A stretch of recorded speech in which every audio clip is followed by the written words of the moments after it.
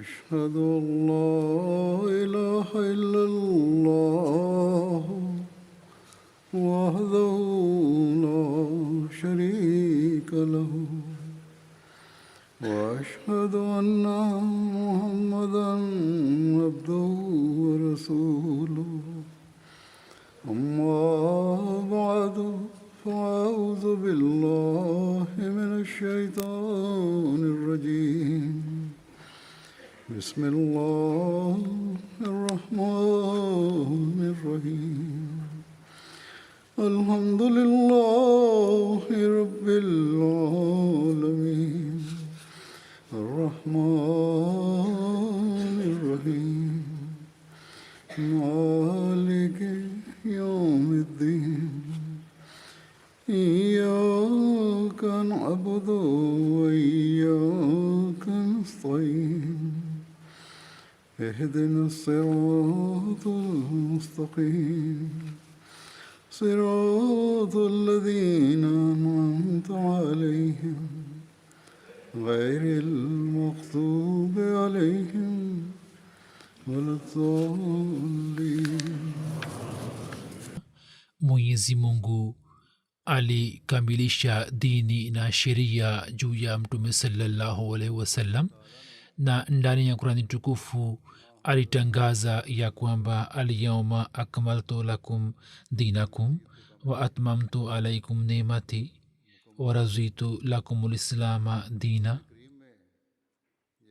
Leo nimewakamilishieni dini yenu na kuwatimizieni neema yangu na nimewapendeleni Islamu iwe dini yenu. Basi hii ni hisani kubwa ya Mwenyezi Mungu juu ya Waislamu, ya kwamba kwa ajili yao yeye alimpatia Mtume sallallahu alaihi wasallam sheria iliyokamilika, na dai hili ni dai la Islam pekee. Hakuna dini nyingine iliyodai ya kwamba sasa dini ya mwisho ni Islam pekee, ambayo ni dini Mwenyezi Mungu anaipenda. Na kama mtu anataka radhi ya Allah, basi bila kukubali Islam na bila kufuata mafundisho yake hana njia yoyote. Mwenyezi Mungu anatangaza tangazo hili ya kwamba haya ni mafundisho ya Qur'ani tukufu tu, ambayo ni njia pekee ya maendeleo ya kihulka na kiroho ya binadamu. Bali mafundisho haya ni kamili kiasi kwamba hata kwa ajili ya kupata maendeleo ya kidunia, hayo ndiyo mafundisho yanayomwongoza binadamu. Basi Mwenyezi Mungu kuhusu mafundisho hayo anapotangaza tangazo la kusema akmaltu, basi maana yake ni ya kwamba vipaji vyote vya binadamu, vive vya kihulka, kiroho, kimwili, ambavyo mtu anaweza kuvipata kwa kuifuata Qur'ani tukufu pekee, na mafundisho kamili yeye anaweza kuyapata kutoka Qur'ani tukufu tu kama ataifuata kweli kweli. Na kwa kusema atmamtu, ametangaza na akatangaza kwa nguvu zote ya kwamba haja zote za binadamu mwenye kuzitimiza kwa njia zote ni Qur'ani tukufu pekee.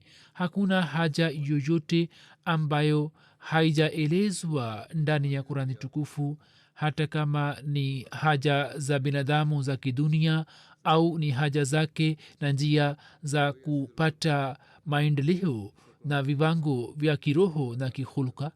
Mtu akitaka kuona kwa jicho la uadilifu, basi kitu kile kimo ndani ya Qur'ani tukufu. Pamoja na aya hiyo, Qur'ani tukufu imetangaza wazi ya kwamba sasa wokovu wa binadamu imeunganishwa na mafundisho haya, na mafundisho haya ni kwa ajili ya zama zote na kwa ajili ya wanadamu wa dunia nzima. na mafundisho yaliyoshuka kabla ya kurani tukufu yaliyoshuka juu ya manabii mbalimbali yalikuwa kwa wakati na kwa ajili ya zama zwile tu na hayakuwa kwa ajili ya ulimwengu mzima au ubinadamu mzima. hata masihi maud alaihi wassalam akifafanua jambo hilo alitangaza ya kwamba jambo hili linathibitika ya kwamba hapo shabaha ya ujio wa mtume saa salam pia imetimia na huyu ndiye nabii wa mwisho na wa kamili ambaye juu yake sheria hiyo yenye daraja kamili ilishuka. basi hii ni itikadi yetu na tuna imani hiyo. basi wenye kuleta shutma juu ya hat masihi maud alaihi wassalam wanaleta shutma hii ya kwamba ikiwa hii ni itikadi yake na anakubali kwamba kurani tukufu ni sheria ya mwisho na mtume saa salam ni nabii wa mwisho, basi madai yake yana uhakika gani? hata masihi maula salam amedai madai gani? na kisha katika zama hizi alikuwa na haja gani ya kuja? jibu lake hata masihi maud alaihi wassalam katika sehemu moja ameeleza kama hivi. yapo majibu tofauti. alisema ya kwamba ikiwa nini mngefuata mafundisho ya islam kweli kweli, hapo ni sawa, mimi nisingekuwa na haja ya kuja. lakini hali halisi ya zama na bilkhusus hali ya waislamu inatangaza kinaga ubaga ya kwamba kuna haja ya mwalimu. kisha kuhusu kusahaulika kwa mafundisho haya, mtume saa salam mwenyewe alikuwa amesema na pia alikuwa ameeleza ya kwamba kwa ajili ya kuyarekebisha mafundisho hayo kwenye kila karne mujadidin watakuja, na hii ilikuwa bishara yake kwamba waislamu ijapokuwa mafundisho ya qurani ni kamili watasahau mafundisho yake, bidhaa mpya zitazwalika ndani mwao. hivyo kwa ajili ya kujadilisha dini mujadidin wataendelea kuja, na katika zama za mwisho masihi maud na mahdi maud atakuja ambaye ataileta dini kutoka kilemea juu ya ardhi. hata masihi maud alah salam kwenye vitabu vyake, maandishi yake, maandiko yake na kwenye vitabu vyake katika sehemu zote amesema ya kwamba mimi katika utumishi wa mtume salallahu alaihi waalihi wasallam nimekuja kusambaza sheria na dini yake na mafundisho ya qurani tukufu, na sasa kwa kupitia mtume salallahu alaihi wasallam dini imekwisha kamilika tayari, na nimekuja kuifikisha elimu hiyo na mafundisho hayo hayo kwenye kila kona ya dunia. mafundisho yalikamilika kwa kupitia kurani tukufu. kurani tukufu iliposhuka juu ya mtume salallahu alaihi wasallam, na katika zama zile kwa kuwa hakukuwa na njia mbalimbali za kusambaza mwongozo na kusambaza mafundisho, hivyo kwa ajili ya kusambaza mafundisho haya katika zama hizi sawa na ahadi, mwenyezi mungu amemtuma mtumishi mkweli wa mtume salallahu alaihi wasallam, na hii ndiyo kazi aliyofanya hat masihi maula satu wassalam. na kwa ajili ya kuiendeleza kazi hiyo hiyo jumuiya ya waislamu wa ahmadia ilipatikana, na hii ndiyo kazi ambayo jumuiya ya waislamu wa ahmadia kwa mujibu wa vitabu vyake na maelezo aliyoeleza yeye inaendelea kufanya. na kuhusu jambo hilo kila ahmadia anapaswa kutafakari kwamba kwa kiasi gani anatimiza shabaha hiyo. kwa ujumla vipindi vinafanywa na vinaendelea kufanywa, lakini waahmadia wanapaswa kufanya sawa na juhudi yao na uwezo wao, na ndipo shabaha ya baiati yetu itaweza kutimia pale tutakapoweka mbele yetu wajibu huo. na kwa ajili ya kufanya hivyo yatupasa kusoma kurani tukufu na kuelewa, na njia iliyo bora ya kufanya hivyo ni vitabu vya hadrat masihi maud salam na maandishi yake. uzuri na sifa za kurani tukufu tangu muda mchache naendelea kuzieleza kwa mujibu wa maandishi ya hat masihi maud alahsatu wassalam. leo pia kuhusu ukamilifu wa kurani tukufu nitaweka mbele yenu nukuu za hat masihi maud alahsalatu wassalam. sayidina ahmad alahsalatu wassalam anasema kwamba jambo hili limethibitika ya kwamba kurani tukufu imetimiza haki ya kukamilisha dini kama isemavyo alyauma akmaltu lakum dinakum wa atmamtu alaikum nimati wa razitu lakum lislama dina, yani leo nimewakamilishieni dini yenu na kuwatimizieni neema yangu na nimewapendeleni islamu iwe dini yenu. hivyo baada ya kurani tukufu hakuna nafasi ya kitabu kingine, kwani haja zote za binadamu zimekwisha elezwa ndani ya kurani tukufu. na sasa mlango wa mukalamati ilahi ya uwazi, mwenyezi mungu anaongea na waja wake makhsus. mlango huu uwazi, hakuna mafundisho mapya yaliyokuja, na mlango huo haukufunguka wenyewe. alisema kwamba maongezi matakatifu ambayo yanakuwa na rangi ya msaada wa mungu ndani mwake na yanakuwa kuhusu mambo mbalimbali ya ghaibu, mtu anayapata kwa kutakasa nafsi yake na kuifuata kurani tukufu na mtume sallallahu alaihi wasallam pekee. kitabu hiki ni kamili. hivyo sasa kwa kuifuata na kumfuata mtume sallallahu alaihi wasallam tu, njia hizi ziko wazi na min ghairi yake hakuna njia yoyote. na masihi salam pia alipata daraja hiyo. alisema kwamba kwa sababu hiyo hiyo nimeipata. kisha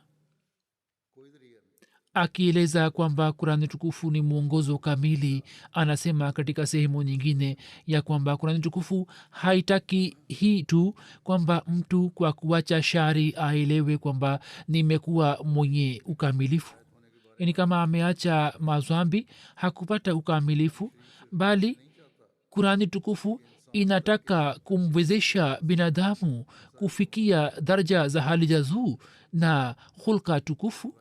kurani tukufu haitaki kuachisha maasi tu, bali inataka kuzalisha daraja za hali za juu na hulka tukufu katika binadamu. yani ana wajibu wa kuacha maasi na pia ana wajibu wa kushika hulka tukufu, ili mtu afanye matendo ambayo yawe kuhusu kuwatumikia wanadamu na kuwahurumia, na natija yake iwe hivi ya kwamba mwenyezi mungu amrizie. natija hiyo inatakiwa kutokea kwamba mwenyezi mungu amrizie. basi hii ni fikra ambayo sawa na mafundisho ya Qur'an tukufu inatakiwa kuzalika ndani mwetu. sisi tujichunguze kwamba je, sisi fikra hii tunayo? je, tunadai madai ya kusoma tu kama wengine, au kwa kweli mabadiliko haya yanaendelea kutokea katika tabia zetu na tunaendelea kujenga uhusiano makhsus na mwenyezi mungu? katika Ramadhan Qur'an tukufu inasomwa na watu wanasikiliza darsa, hivyo kuna haja ya kuifuata katika maisha ya kila siku. na sisi katika ahadi ya bayati yetu tumefanya ahadi. kuna masharti 10 ya bayati, ndani yake imeandikwa kwamba nitakubali utawala wa Qur'an tukufu juu ya kichwa changu. basi ikiwa kila mmoja wetu katika mwezi huu wa Ramadhan afanye ahadi ya kuifuata na awe na nia imara ya kufuata mafundisho kamili ya Qur'an tukufu, basi pale ambapo tutakuwa wenye kuongeza, wenye kuzidi katika maendeleo ya kiroho, wakati huo huo jamii yetu pia itakuwa jamii ya yenye manzari ya pepo. na ubishi unaotokea katika nyumba na familia mbalimbali unaweza kubadilika katika mapenzi na upendo. kisha akieleza jambo hili ya kwamba mbegu ya sheria ya mungu katika zama za kurani tukufu ilifikia kwenye ukamilifu wake. Anasema kwamba kwa kuwa kurani tukufu ni kamili katika amar maruf na nahi munkar, shughuli zinazotakiwa kufanywa katika kutoa mwongozo wake na shughuli zilizokatazwa katika kueleza kuhusu shughuli hizi ni kamili. Imeeleza kwa ukamilifu wote kwamba mufanye nini na msifanye nini, na humo mwenyezi mungu ameamua ya kwamba kwa kiasi ambacho asili ya binadamu inaweza kuharibika na inaweza kuzidi katika upotevu na mambo mabaya, mambo hayo yarekebishwe kwa kupitia kurani tukufu. Hivyo alishusha kurani tukufu katika muda ambamo uharibifu huo wote ulikuwa umetokea kwa wanadamu, na polepole pole, hali ya binadamu ilikuwa imechafuka na itikadi mbaya na matendo mabaya, na hiyo ndiyo iliyokuwa matakwa ya hikma ya mwenyezi mungu kwamba katika muda huo kalamu yake kamili ishuke, kwani kabla ya kutokea kwa uharibifu kuwapasha watu habari wakati ambapo wao hawajui na habari yoyote, hiyo ni kama kuwashawishi kuhusu mazambi, yani kuwaambia kwamba haya ni mazambi, jambo ambalo hawalijui, hawana kwenye fikira yake. Hatua hiyo inasambaza mazambi, na siku hizi tunaangalia jambo hili kwamba katika mfumo wa elimu watoto wanafundishwa, wanaambiwa kuhusu uhusiano wa kijinsia, jambo ambalo watoto hawana fikira yake, wanashikwa na mshangao. Na sasa wazazi pia wameanza kusema kwamba hili nini ambalo watoto wanafundishwa, bali idara ya elimu pia imechukua hatua. Baadhi ya waalimu wamezidi mipaka yao, na mambo ambayo hayana kwenye fikira ya watoto yanaendelea kuzalishwa kwenye fikira zao, mambo ambayo wanatakiwa kuyajua katika umri wa ubalehe. Na hii ndio tofauti baina ya sheria ya binadamu na sheria ya mwenyezi mungu. Kurani tukufu inatoa mwongozo na inaeleza wazi kwamba mwongozo huu ni kwa ajili ya umri fulani na mwongozo huu ni kwa ajili ya umri fulani. Sio maana kwamba ieleze kila kitu kwa uwazi kisha maelezo yake yanaendelea kupatikana kutoka maneno yake sawa na akili na kipaji cha binadamu. Hivyo alisema kwamba wahi wa mungu ulianza kutoka hat adam, na mbegu hiyo ya sheria ya binadamu ikifika katika zama za Qur'an tukufu ikashika sura ya mti mkubwa. Jinsi mabaya yalivyoendelea kusambaa, tiba yake ikaendelea kupatikana. Na katika mafundisho ya Qur'ani hii pia ni sifa moja kwamba mazambi ambayo yanaendelea kupatikana katika kila zama, tiba yake inapatikana kwenye mafundisho yake ambayo yanaendelea kutufikia kwa kupitia mufassirin na watu wake watukufu. Kisha alisema kwamba kwa kuwa ilikuwa kazi ya kitabu kamili kurekebisha, hivyo ilikuwa muhimu kwamba wakati wa kushuka kwake maradhi pia yawe yamekamilika ili tiba yake iweze kupatikana. Hivyo katika kisiwa hiki wakazi wake walikuwa wagonjwa kwa ukamilifu wote ambao walikuwa na marazi ya kiroho au marazi ambayo yalikadiriwa kutokea katika vizazi vijavyo. Yani marazi yalikuwepo wakati ule au yaliyokadiriwa kutokea katika vizazi vijavyo. Kurani tukufu ikatoa maelezo yake na mafundisho yake. Sheria ilikuwa inakamilika, hivyo marazi ambayo yangeweza kutokea katika siku za usoni ikaeleza na ikaeleza tiba yake. Na ndiyo maana mufassirin sawa na zama waliendelea kutoa maelezo yake. Alisema hii ndiyo sababu ya kwamba Qur'ani tukufu ilikamilisha sheria nzima, na wakati wa kushuka kwa vitabu vingine haja hiyo ilikuwa haipo, na vitabu vile havikuwa na mafundisho kamili kama ya Qur'ani tukufu. Hapo amethibitisha ya kwamba hata wakristo na mayahudi pia wanakiri ya kwamba zama ilikuwa imeharibika kwa namna zote, na wakati ule kulikuwa na haja ya sheria kamili. Kisha akieleza jambo hili ya kwamba Qur'ani tukufu kamwe haiwezi kufanana na kauli ya binadamu, anasema, na akitufahamisha anatoa mfano mmoja ya kwamba wasomi wazuri na waandishi wazuri kwa nguvu ya kielimu wakitaka kuandika makala moja, wenye kuongea vizuri na waandishi wazuri kwa nguvu ya kielimu wakitaka kuandika makala fulani ambayo iwe imetakasika na mambo ya upuuzi, uongo na mambo ambayo hayana hikma wala balagha wala ukamilifu wowote. yani makala hiyo iwe imetakasika na uongo wa aina zote, porojo, mambo ya upuuzi, vichekesho na kadhalika, na kila jambo lisilo na maana na jambo la upuuzi na mambo ambayo mtu asiweze kuyaelewa na mambo ambayo hayana hikma wala balagha.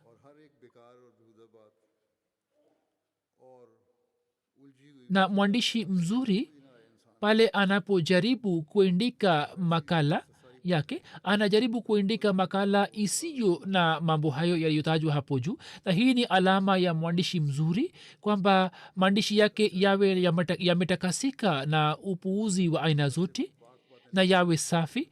Na alisema kwamba makala yake iwe imejaa na haki na hikima na fasaha na balagha na maarifa, yani makala yake iwe imetakasika na upuuzi na iwe imejaa na maarifa.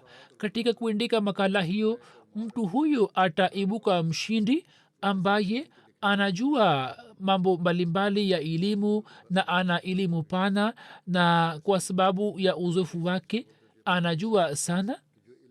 yani awe msomi mzuri, awe ulamaa, awe na uzoefu, ndiye anaweza kuandika makala hiyo, makala ambayo iwe imetakasika na vitu visivyofaa.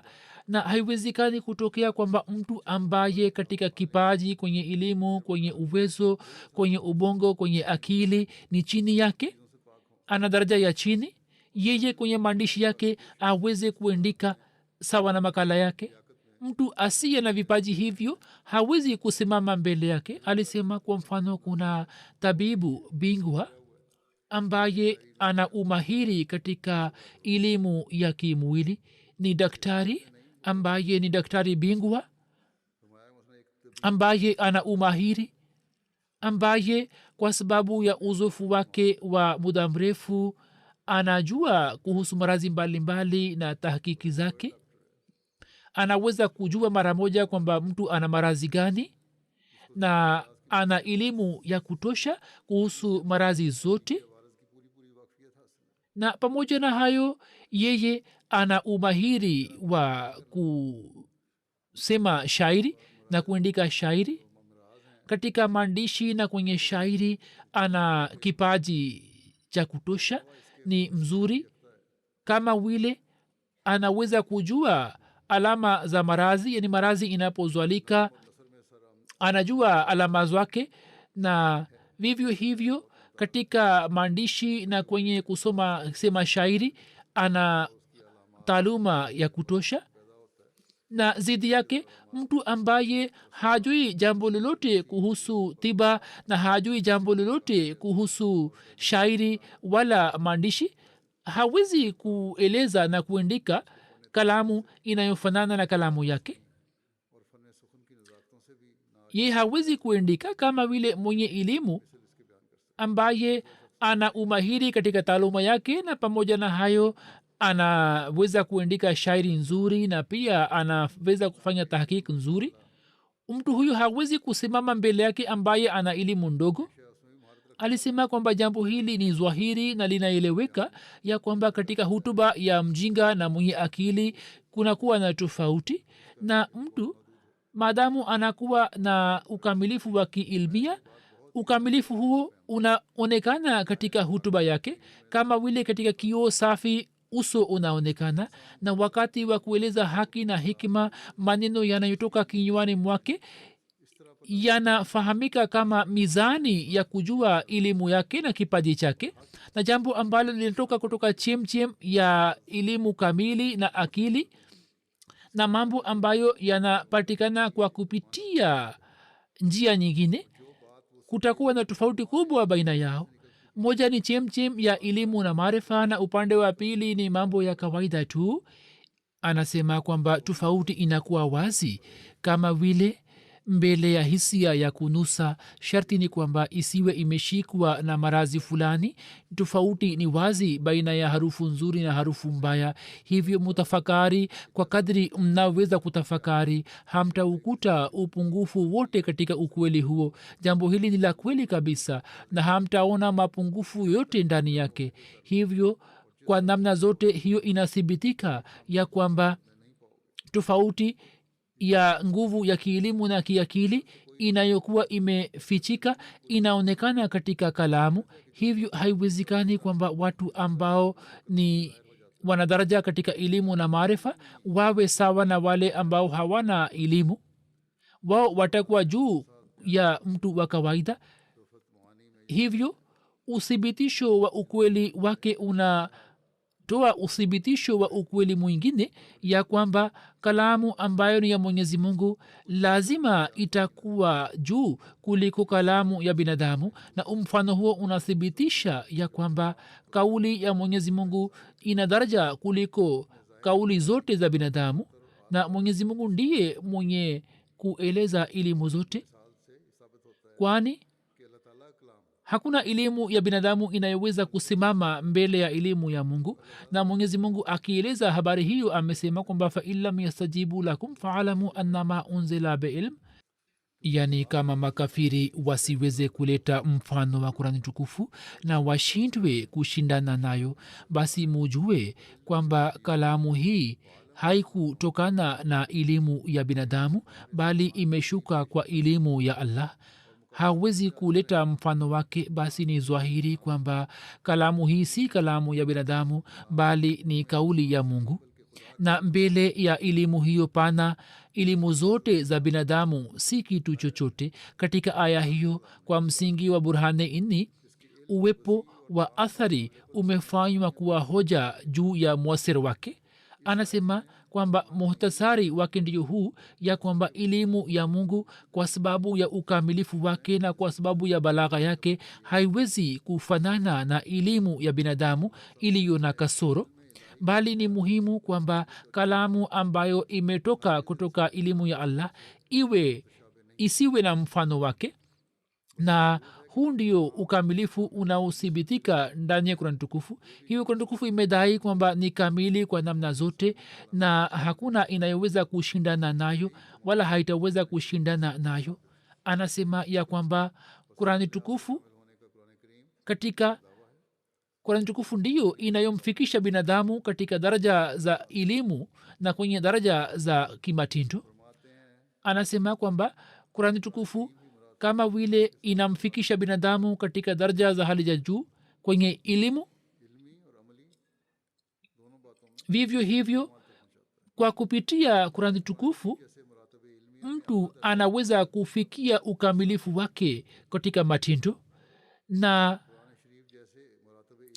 alama za kukubaliwa zinaendelea kuzihiri na kupatikana kwa watu na zinaendelea kuzihiri ambao wameifuata kurani tukufu, na alama hizi hazionekani kwa wengine. Hivyo hiyo ni hoja kwa yule anayetafuta haki, anaweza kuona kwa jicho lake, na hoja hiyo inatosha kwa ajili yake ya kwamba baraka za kimbingu na alama za kimungu zinapatikana kwa wale wanaoifuata kurani tukufu kweli kweli. Yani kama mtaitii kweli kweli, basi alama na nishani zitaonekana. Watu wanauliza kwamba hatukuona nishani wala alama au tulifanya dua lakini dua haikukubaliwa. mwenyezi mungu amesema kwamba mukubali mambo yangu na muniamini vile vile na mufuate amri zangu. Mtakapofanya hivyo basi dua pia zitakubaliwa, na mwenyezi mungu anakubali dua. Basi hiyo ni sifa ya mafundisho ya kurani tukufu, kwamba wenye kufuata kurani tukufu na mafundisho yake ndio wanaopata baraka za ajabu. Kisha alisema ya kwamba kurani tukufu kwa ukamilifu wa ijazi imeeleza mambo yote ya kidini. ijaz si mujiza, bali hapo ijaz pamoja na alif ye na jim maana yake ni mada fupi. akieleza hilo anasema kwamba kurani tukufu imeeleza fasaha na balagha yake kwa hikma na kwa ukweli na kwa haja ya wakati, na kwa ukamilifu wa ijazi imeeleza mambo yote ya kidini. hivyo humo kwa ajili ya kila adui zimejaa hoja imara, na kwa ajili ya kukamilisha yakini ya waumini kuna mto wa maelfu ya haki na maarifa ambao unaonekana ukitiririka. mambo ambamo imeona kwamba ni ufisadi mwingi imetumia nguvu zote za kuyarekebisha, na imeona kwamba marazi ya aina aina yamesambazwa, basi imeandika tiba yake na imefuta kila wazo potofu la dini zingine, na imefuta mambo yao yasiyofaa, na imeeleza jibu la kila shutuma. hakuna ukweli isipokuwa imeueleza, na hakuna zehebu potofu ambalo imeandika majibu yake. wapo watu waliopotea, imeandika majibu yao. na ukamilifu mwingine ni kwamba hakuna neno ambalo liwe limeandikwa bila haja, na hakuna neno ambalo liwe limeandikwa nje ya wakati, na hakuna neno ambalo liwe limeandikwa kwa njia ya upuuzi. na pamoja na hayo yote imezingatia fasaha na balagha, jambo ambalo mtu hawezi kulifikiri zaidi yake. imeeleza mambo yote na imeeleza kwa kifupi, lakini kwa kuzingatia fasaha na balagha, na imefikisha balagha kwenye ukamilifu wake, kwamba uzuri wake na utaratibu wake na miujiza yake na hoja zake zote imara imezijaza katika kitabu kifupi tu kwa ajili ya awalin na akhirin. nimekushatoa mfano wake. masihi moja alikuwa amesema kwamba mabedui wa arab, wakazi wa vijijini, walielewa kurani tukufu na wakaanza kumtambua mwenyezi mungu, na wakawa wasomi na wenye elimu, wakaelewa kurani tukufu sawa na elimu yao, na imefikisha kwa awalin na akhirin. na katika akhirin pia haya ni mafundisho ya kurani tukufu ambayo maelezo yake kwenye kila zama maana mpya zinaendelea kupatikana, ambazo sawa na zama hizi zinatupasha habari zake. alisema kwamba kwenye kitabu kidogo kifupi imejaza mambo yote, ili mtu ambaye umri wake ni mdogo na ana shughuli nyingi asiweze kuhangaika na aweze kupata msaada, na pia iwe rahisi kuhifadhi kwake. watoto pia wanahifadhi kurani tukufu katika umri mdogo. ameandika kwenye kitabu chake Barahine Ahmadia ya kwamba kurani tukufu ni kitabu ambacho kwa mujibu wa maandishi yake na lugha yake inaeleza ukweli ambao haupatikani katika sehemu zingine, na vitabu vya injili na vingine havikubaki kama vitabu vya mungu kwa sababu binadamu waliingilia kati. kisha akieleza muujiza na ukamilifu wa kurani tukufu katika sehemu nyingine anasema kwamba mwenye kupenda uadilifu akiona kurani tukufu mara moja atajua kwamba kurani tukufu imeonyesha ukamilifu wake wote katika kueleza maelezo yake na hoja zake na haja zake. yaani ni maneno mafupi, lakini imeonyesha ukamilifu wake wote. imeonyesha ukamilifu ambao pamoja na kueleza haja zote za kidini na hoja na barahin na dalili. hiki ni kitabu kifupi kwamba mtu anaweza kukisoma katika muda mfupi tu kuanzia mwanzo hadi mwisho. ni maneno mafupi ambayo mtu anaweza kuyasoma kwa urahisi. sasa tuangalie ya kwamba balagha hii ya kurani tukufu ni mujiza mkubwa kiasi gani, kwamba bahari ya elimu imeimaliza katika juzu 3-4 na ulimwengu wa hikima imeujaza kwenye kurasa chache. je, mtu amewahi kuona au kusikiliza kwamba kitabu hiki kifupi kingine kiwe kinaeleza mambo yote ya zama? je, akili ya mtu inaweza kumpangia binadamu kwamba yeye katika maneno mafupi ajaze mto wa hikima, mto ambao uwe na mambo yote ya ukweli? hapo anafanya malinganisho baina ya kitabu cha veda ambacho ni kitabu cha wahindu na alisema kwamba veda haina maelezo yake kama yanayopatikana ndani ya kurani tukufu na kisha maandishi yake ni marefu ambayo hata kuyasoma ni kazi ngumu sana. Alikuwa ametoa changamoto kwa kila dini kwamba njoni mimi nawaonesheni sifa hizi ndani ya kurani tukufu na min ghairi yake katika zama hizi hakuna mtu aliyeipatia dunia challenge hiyo. Hata hivyo wanaleta shutma juu yetu kwamba mungu apishe mbali sisi tunavunja heshima ya kurani tukufu. Zama za kurani tukufu zilihitaji mafundisho kamili. Anasema kwamba kurani tukufu imetoa mafundisho kamili na hii ilikuwa zama za kurani tukufu ambamo mafundisho kamili yangetolewa. Kama habari hiyo imekusha elezwa hapo kabla, basi dai hili la mafundisho kamili ambalo kurani tukufu ililifanya, hiyo ilikuwa haki yake tu na min ghairi yake hakuna kitabu kilichodai. Na alisema kwamba katika rai yangu huyu ni mumini mkweli ambaye aifuate kurani tukufu kweli kweli na akubali kwamba kurani tukufu ni khatamul kutub, hii ni alama yake na sheria iliyoletwa na mtume sallallahu alaihi wasallam akubali kwamba ni sheria ya kudumu na asibadilishe hata chembe ndani yake na akijimaliza katika kuifuata ajitolee kila kitu katika njia yake na asiipinge kwa matendo au kielimu, ndipo atakuwa muislamu mkweli. Hapo kuna haja ya kujichunguza. kurani tukufu ni kitabu cha mwisho.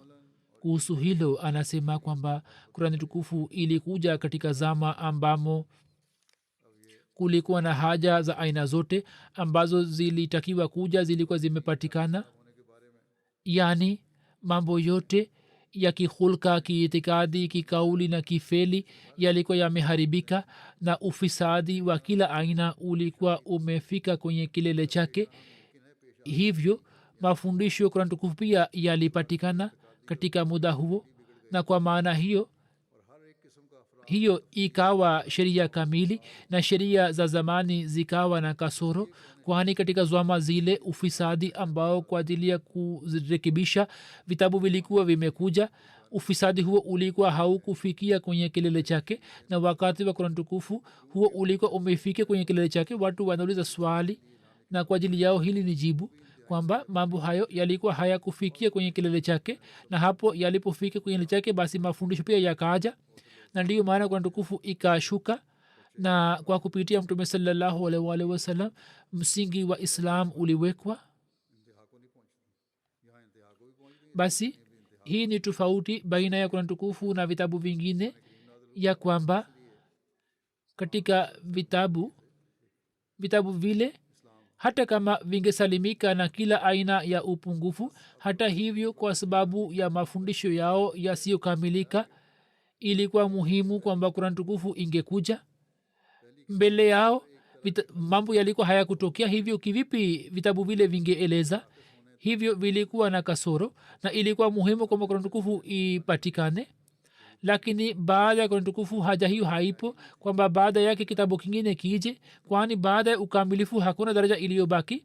Kama ifikirike ya kwamba katika muda fulani kanuni zake zitabadilishwa kuwa kanuni za kishirikina kama ilivyofanywa kuhusu veda na injil, na katika tauhidi mabadiliko yatatokea, na kama ifikirike ya kwamba katika zama fulani mamilioni ya waislamu ambao wamesimama juu ya tauhidi watashika rangi ya ushirikina na kuabudu viumbe, bila shaka katika hali hiyo sheria nyingine au mtume mwingine atalazimika kuja. Kama hali hii inatokea, basi inaweza kutokea kwamba hiyo itatokea, lakini hayo yote ni mambo ya kufikirika tu. Hiyo ni mahal, haiwezi kutokea, kwani mwenyezi mungu ametoa ahadi kwamba mimi nitatunza sheria hiyo, na kwa ajili yake alimtuma hat masihi maud alahi salatu wassalam, na hii ndiyo kazi yetu. kisha anasema ya kwamba kwa ajili ya kupata vukuvu kama allah alivyosema mara kwa mara kwamba ni muhimu ya kwamba moja mtu amkubali mwenyezi mungu kuwa mmoja asiye na mshirika na amkubali kwamba mtume saa salam ni nabii mkweli na afahamu kwamba kurani tukufu ni kitabu cha mungu ni kitabu ambacho hadi kiama hakuna kitabu kitakachokuja yani baada ya kurani tukufu hakuna haja ya kitabu wala sheria yoyote kuhusu shani ya wahi wa qurani anasema kwamba laana ya allah iwe juu ya wale ambao wadai kwamba wanaweza kuleta mfano wake kurani tukufu ni muujiza ambao mfano wake hauwezi kuletwa na binadamu wala jini na humo zimejumuishwa mambo ya maarifa na sifa ambazo elimu ya binadamu haiwezi kujumuisha bali ni wahi ambao hakuna mfano wake ijapokuwa hata itokee wahi kutoka rahmani hivyo katika kufikisha wahi kuna dhihirisho la mwenyezi mungu na jambo hili ni la yakini kwamba dhihirisho la mungu kama lilivyotokea juu ya khatamul anbiya halijawahi kutokea juu ya mtu yote wa kabla wala halitokea juu ya mtu wa mbele na shani ambayo ni ya wahi wa qurani si shani ya wahi wa mawali pia wanaweza kupata wahi lakini shani yake ni tofauti hivyo mdwara wa maarifa ya kurani tukufu ni mkubwa kuliko midwara yote na humo mambo yote ya elimu na mengine yamejumuishwa na mambo yake yamefikia kwenye daraja kubwa na kurani tukufu katika kueleza na kwenye hoja ni zaidi yake na ni muujiza wa mwenyezi mungu ambao mfano wake haujawahi kusikika na shani yake maongezi ya binadamu hayawezi kuifikia hivyo mfano wa kurani tukufu na kalamu ya binadamu inafanana na ruya ambayo mfalme mmoja aliona ametoa mfano mmoja kwamba mfalme mmoja aliona mdoto alikuwa mwadilifu na alikuwa na hima akana ruya na ruya hiyo hiyo aliona mtu mwingine ambaye alikuwa chini kwenye daraja yani alikuwa mtu wa kawaida alikuwa na daraja ya chini na alikuwa na akili ndogo na pia alikuwa na hima ndogo hivyo hakuna shaka ndani yake ya kwamba ndoto ya mfalme na ndoto ya mtu huyo wa kawaida kizwahiri inafanana lakini mbele ya wenye akili na wenye kujua utabiri ndoto hizi si za aina moja kwani ndoto ya mfalme ni kwa ajili ya watu wote wa nchi nzima na ndoto yake ina mdwara mpana sana lakini ndoto ya mtu wa kawaida katika hali nyingi inakuwa na mdwara mfupi na athari yake haiendi mbele kuliko watoto wake au mababu zake au marafiki zake yani mdwara wa ndoto yake inakuwa mfupi sana kama kuna kitu kwamba watapata faida basi faida itawafikia wao tu na alisema hata kama muwaingize watu wa nje vile vile na museme kwamba katika ndoto ya mtu huyo wa kawaida wengine pia wanaweza kuingia hata hivyo athari yake haitakwenda mbali sana na mazingira ambayo yeye anayajua athari yake itabaki hadi mazingira yale tu na ameeleza kama msemo kwamba ndoto yake inakuwa na mipaka na athari yenye mipaka yani wasaa wake hauwezi kuwa mkubwa lakini hali hii ni hali ya wapanda wa kurani tukufu kwamba mduara wao unakuwa mpana sana na wasaa wao unakuwa mkubwa mno kurani tukufu ni kitabu ambacho chini yake mito ya maarifa inatiririka na mtu hawezi kueleza zaidi yake na kila mwenye hazina anapata chochote kutoka hazina yake na sawa na rai yangu mtu asipopata faida kutoka kitabu hicho basi kalamu yake haiwezi kuwa kalamu sahihi na anayekopeshwa anafanyiwa vikali na watu wanafanya juhudi kwamba wamfikishe kwa kazi ili wachukue hela kutoka kwake lakini kurani tukufu inawapatia wenye ikhilasi dhahabu na inawaondolea shida zao na matatizo yao wengine wakiwapa watu mkopo basi wanatumia ukali ili wachukue hela yao, lakini kurani tukufu inatoa elimu na inawapa elimu na maarifa na inawapatia dhahabu, na haisemi kwamba imefanya ihsani juu yao, bali inawashawishi kwamba wajikusanyie dhahabu. Anasema kwamba mimi kwanza nikawa na hali kama bakuli, na kisha nikajaza ndani mwangu na mto wa kurani tukufu, yani kwa maji ya kurani tukufu nimejaza nafsi yangu na dhati yangu. ameeleza katika lugha ya kiarabu na tafsiri yake imefanywa hivi. Anasema kwamba mbele yangu laana ya mungu iwe juu yake ambaye anakataa muujiza wa kurani tukufu na anaona kwamba kalamu yake na nizamu yake ina kitu fulani, na wallahi sisi tunakunywa kutoka chemchem hii na tunajipamba na uzuri wake, na kwa sababu yake kwenye kalamu yangu nuru na usafi unapatikana, na katika maongezi yangu mwanga na shifa na uzuri unang'aa, na juu yangu hakuna aliyefanya hisani isipokuwa kurani tukufu tu, na kurani tukufu imenilea.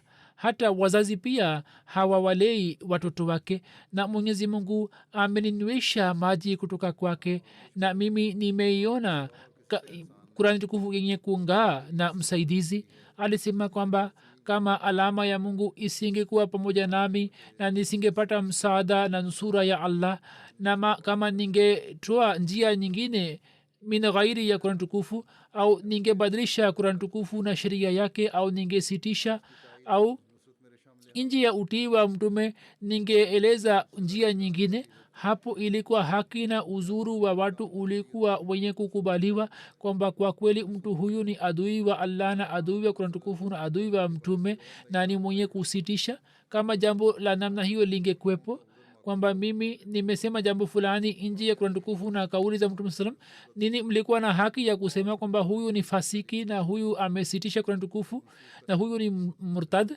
Lakini mimi sikubadilisha kurani tukufu wala sheria ambayo mtume alikuwa ameileta, na sikubadilisha hata chembe chake, bali nimekuja ili kuitumikia kurani tukufu na amri zake na kuitumikia dini tukufu ya mtume sallallahu alaihi wasallam, na nimejimaliza katika njia hiyo hiyo.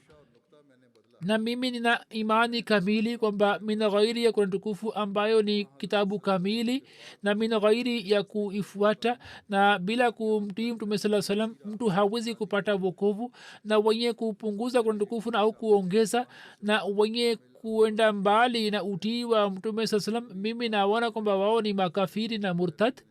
yani anayetoka nje ya utii wa mtume saa salam na anayekwenda mbali na utii wake yeye ni murtad na ni kafiri.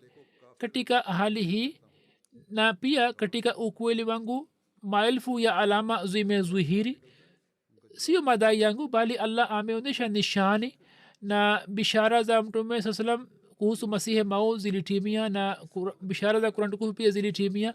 hata bishara ambazo mwenyezi mungu alikuwa amempatia masihi mao saa salam zilitimia na zinaendelea kutimia. yani baada ya kuzuhiri kwa nishani ambazo allah ameonyesha katika ukweli wangu juu ya ardhi na huku mbinguni, tena mtu ananiita kwa jina la mwongo na mtunga uongo na dajali, na mtu hategi masikio juu ya sauti yangu, kwa yakini mujue kwamba allah hatamwacha bila kumuuliza, lazima ataulizwa na mwenyezi mungu.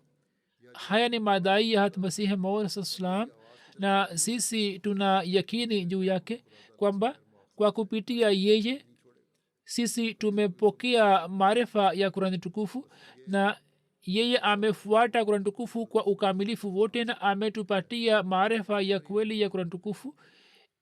hivyo watu hawa ambao wanaleta shutuma juu yake wawe na wasiwasi kwa nauzubillah, au wanaleta shutuma juu ya jamaati yake kwamba sisi tunavunja heshima ya kurani tukufu.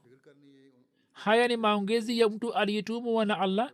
watu hawa ambao hawajizuii wanaendelea na mambo yao, mwenyezi mungu hatawaacha bila kuwauliza. kivipi atawakamata na kivipi atawauliza, hiyo allah anajua vizuri zaidi. kuhusu kurani tukufu hatmasihe maud alah salam katika sehemu mbalimbali kuhusu amri zake tofauti ameeleza mambo mbalimbali. mifano yake michache naeleza hapa. ndani ya kurani tukufu kuna mafundisho ya kustawisha uadilifu.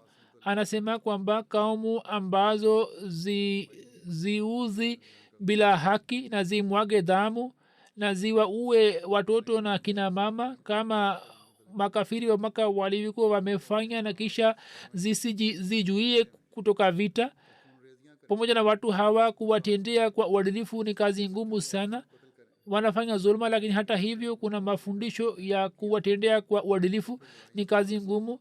lakini kurani tukufu haikuacha haki zao na imetoa wasia kwamba uadilifu ufanywe na ukweli uzingatiwe.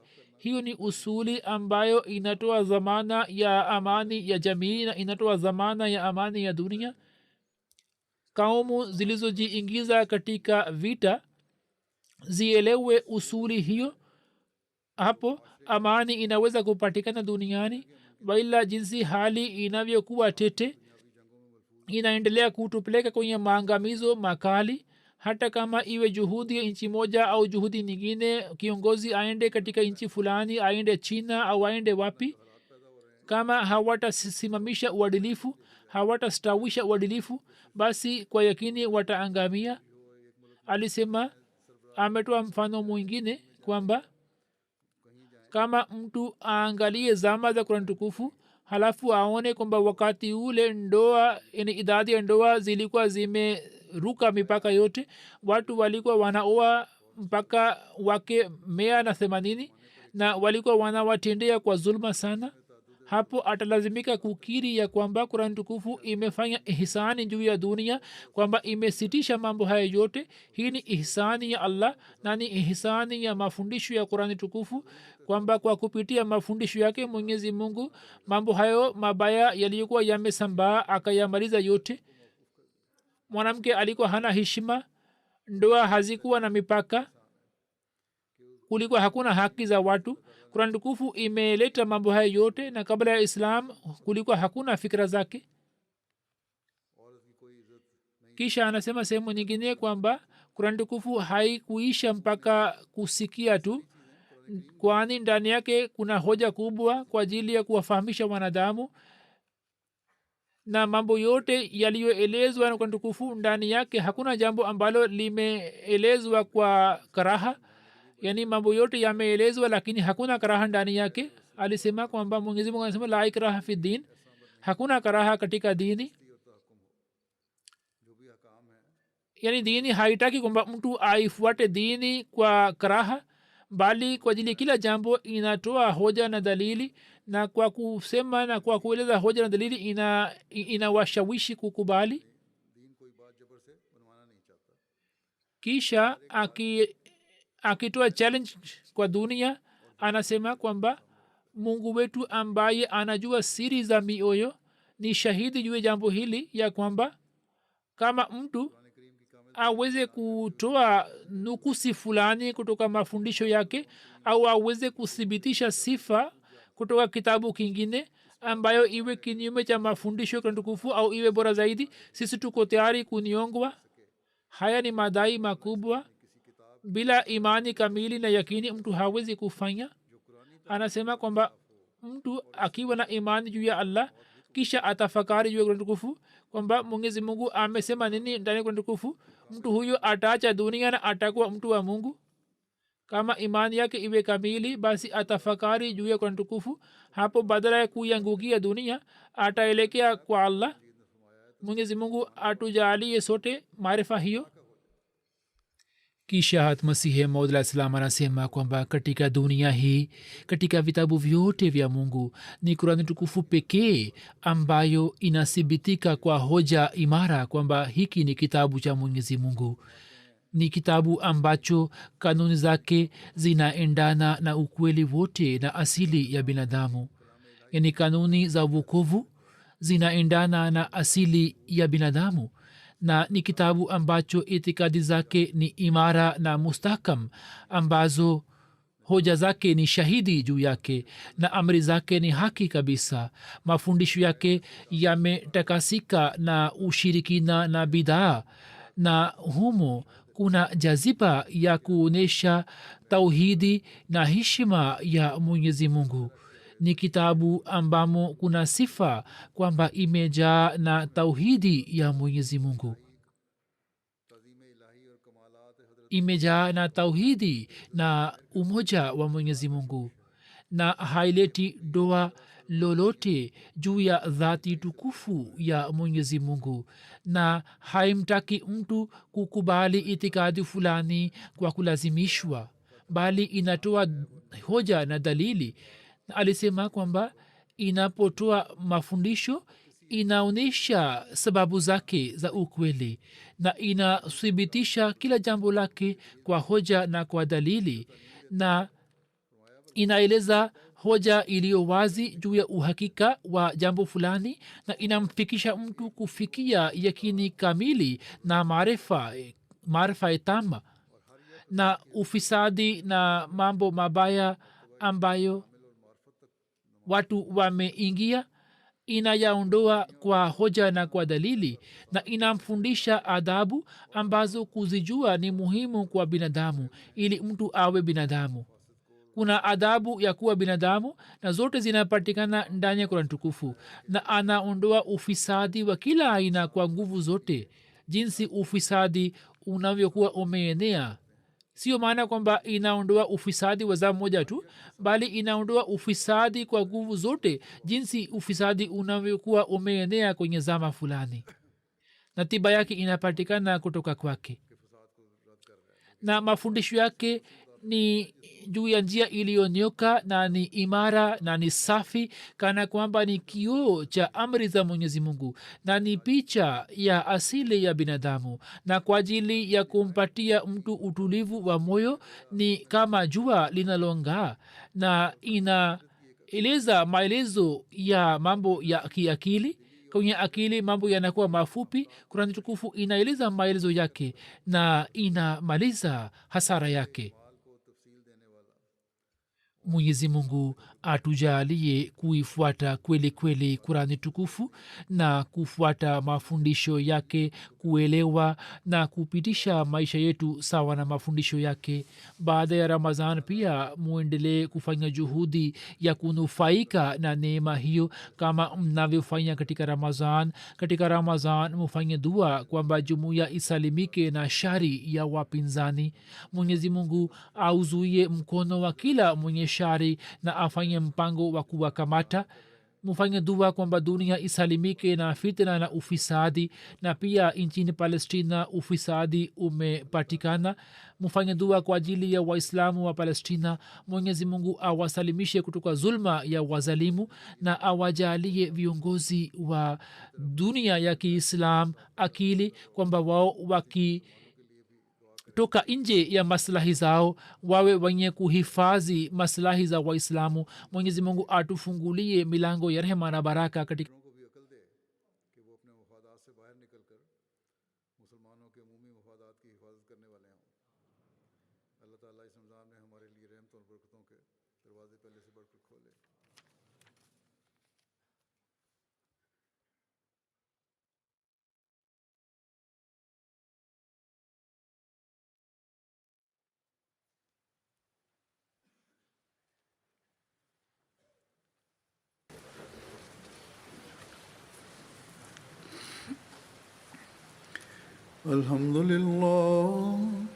الحمد لله نحمده ونستعينه ونستغفره ونؤمن به ونتوكل عليه ونعوذ بالله من شرور أنفسنا ومن سيئات أعمالنا. من يهده الله فلا مضل له ومن يضلل فلا هادي له ونشهد أن لا إله إلا الله ونشهد أن محمدا عبده ورسوله عباد الله رحمكم الله إن الله يأمر بالعدل والإحسان وإيتاء ذي القربى وينهى عن الفحشاء والمنكر والبغي يعظكم لعلكم تذكرون اذكروا الله يذكركم وادعوه يستجب لكم ولذكر الله أكبر